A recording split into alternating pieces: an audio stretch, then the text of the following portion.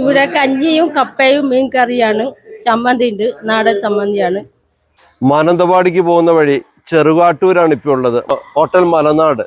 ഇവിടെ വളരെ നാച്ചുറലായ ഹോംലി ഫുഡാണുള്ളത്.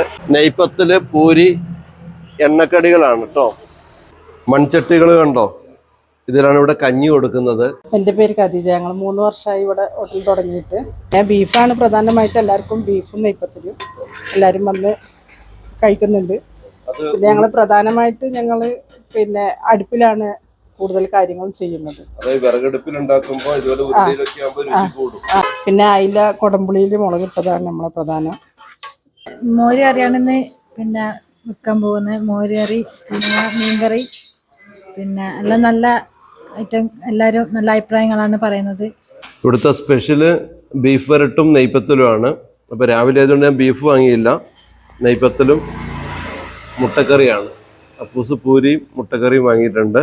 കഴിച്ചിട്ട് അഭിപ്രായം പറയാം. എങ്ങനെയുണ്ട്? അടിപൊളിയാ. എന്താ പേര്? പേരോ? ഗൗരി. മോളുടെ പേരോ? അർച്ചന. ഒരു പാട്ട് പാടി തരുമോ? നമ്മുടെ കൊടുവള്ളി ചങ്ക്സ് ആണ് ഇപ്പോൾ വന്നിരിക്കുന്നത്. ഇവര് പൊറോട്ട, ബീഫ് ഒക്കെ എൻജോയ് ചെയ്യാണ്. ടേസ്റ്റ് ഉണ്ടോ? അടിപൊളിയാണ്. ഓക്കെ, ബീഫ് തീർത്തു അല്ലേ? അത്രയും ടേസ്റ്റാണ്. ഓക്കെ, എൻജോയ് ചെയ്തോളൂ. ഓക്കെ.